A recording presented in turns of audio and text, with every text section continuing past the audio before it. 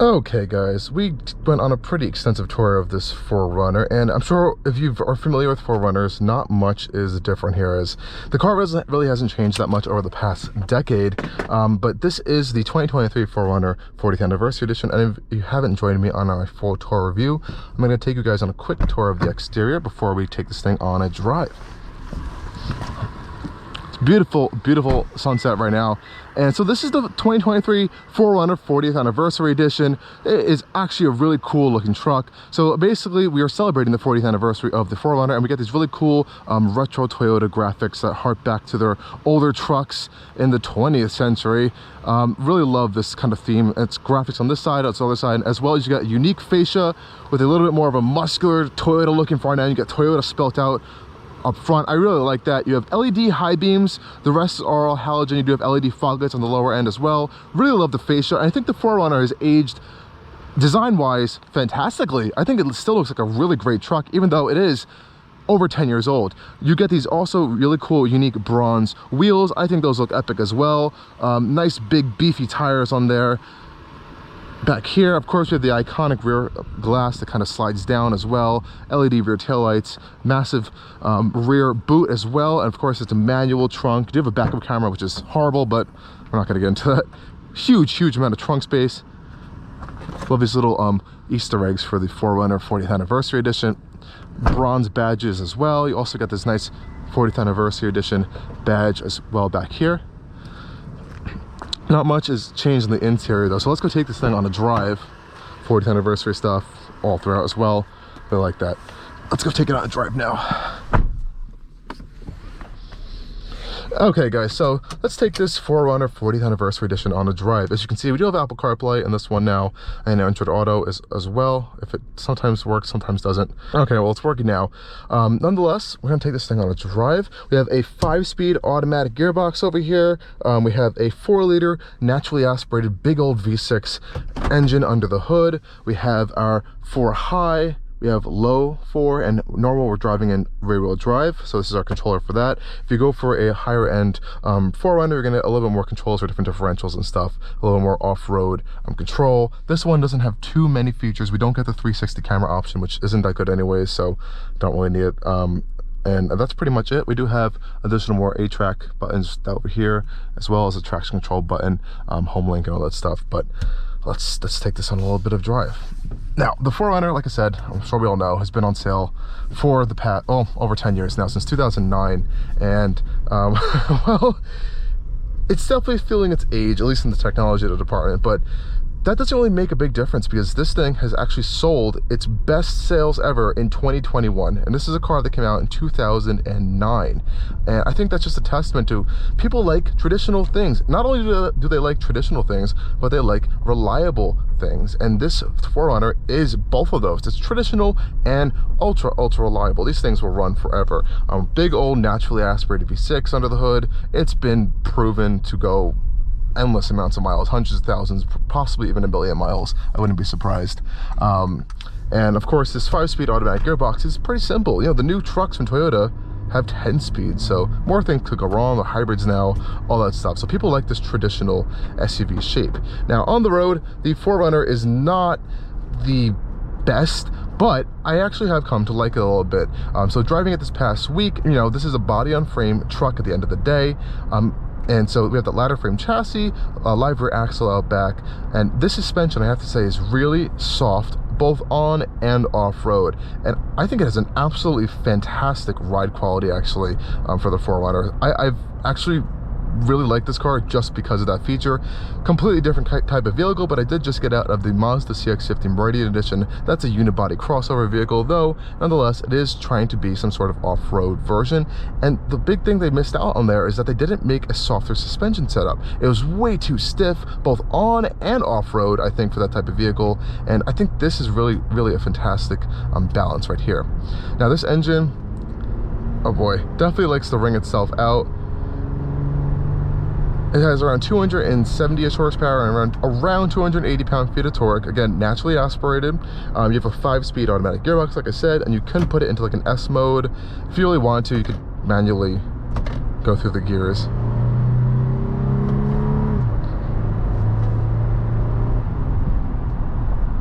gets up and goes. It's perfectly fine. Now, what isn't fine though, unfortunately, is the fuel economy is not very good.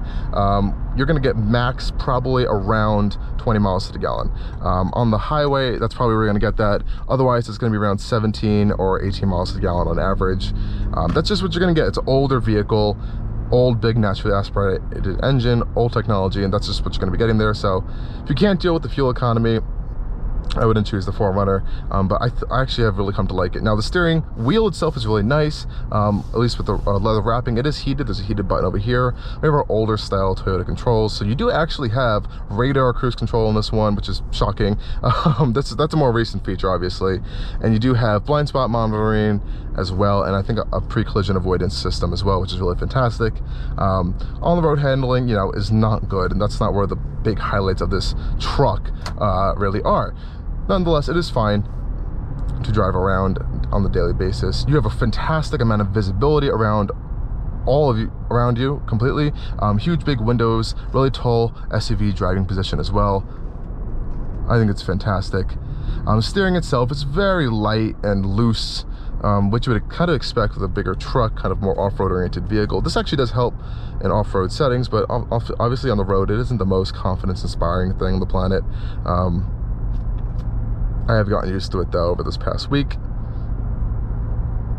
And again, we are running a bit of a larger tire as well, which could aid into that lighter steering feel. There's a lot of play in the steering before you actually get kind of anywhere with that. I do really like the sound of the V6 actually. It has a nice old school feel to it. You know, it even has an old belt driven engine fan as well, so you kind of hear that spooling up when you turn the car on.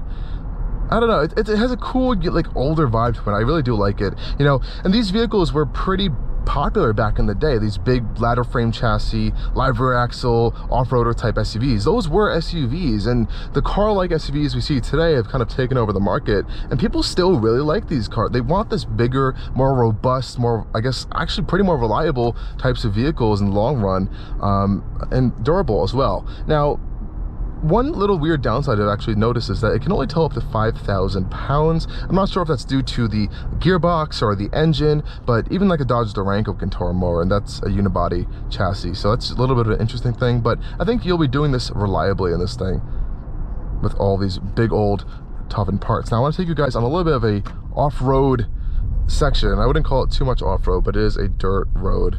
We're up here in upstate New York, well, upstate Westchester, New York, and there's a lot of cool dirt roads up here.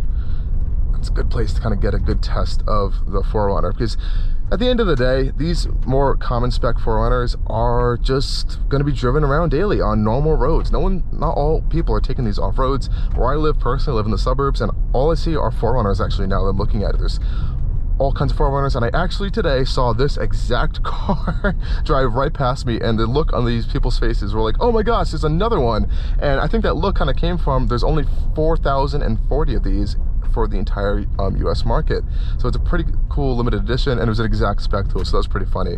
But on this kind of gravel road, it handles very, very well. Then that soft suspension again comes into play really, really well. I think it soaks up bumps really well. I don't feel too much stuff in the cabin personally, and that's really fantastic for a ladder frame chassis as well. I think they did a really great job on the suspension, and it's handling it perfectly. Now, obviously regular cars can go up and down these roads. This isn't some kind of crazy off-road trail, but unfortunately we don't really have that in this area of New York, and I would have to drive hours and hours and hours away to find one, which I would love to do, but unfortunately I don't have that time. But this is pretty much where you're going to see these cars on a daily basis, or in a mall parking lot, unfortunately. But it's doing pretty fine out here, and I think it's fantastic. And I'm really curious to see what Toyota is going to be doing with the 4Runner. We know a new one is coming really soon, and it's probably going to be based on the upcoming, or the newer TNGA-F, or the new ladder frame chassis architecture. We're probably going to see things like that new hybrid max powertrain, which is a 4-cylinder engine under the hood with a hybrid powertrain. Obviously, you're going to get more power and a newer gearbox and all that stuff, but I'm going to be really interested to see if they kind of keep this more retro, kind of toned down interior and kind of controls and everything, or are they going to go all high tech like they've done in the new Tundra and even the new Sequoia. Because I think people really appreciate this more simplistic, easy to use vehicle, and they feel like they're going to get a more reliable experience out of it. And I think you are, because everything is just really simple, easy to use, kind of more solid feeling and rugged. We have a little bit of a harder patch of this gravel here. Handles really well actually on off-road conditions. And you have all the amenities you need in here too. You have Bluetooth, Apple CarPlay, you got the touch screen, you got heated seats, LED projector lights, and all that stuff. You got radar cruise control. I think that's why people still keep buying these things too. Well then, here we are, guys. This beautiful sunset day on this nice drive with this 4Runner 40th anniversary edition, and I really have to say I've been enjoying this car for the past week. And there's Mach-E right there, some modern vehicles going up and down these roads as well. And I do really understand why people buy and drive these big truck SUVs. They're comfortable, they look cool, I think they have these timeless designs with them, and despite the poor fuel economy, and maybe this one particular has some older tech and stuff inside because it is an older vehicle, I get why people are still buying them. It's just still a solid, reliable, big SUV. And while gas is still relatively cheap and just projecting into the future, I think they still make a little bit of sense to buy around, especially if you live in maybe in a more off-road style area, or if you want to do some mild off-roading with that safety of having a little bit more capability, or if you don't want to get a Wrangler, because this does drive better than a Wrangler, I can tell you that, and it's almost just as capable in the higher trims.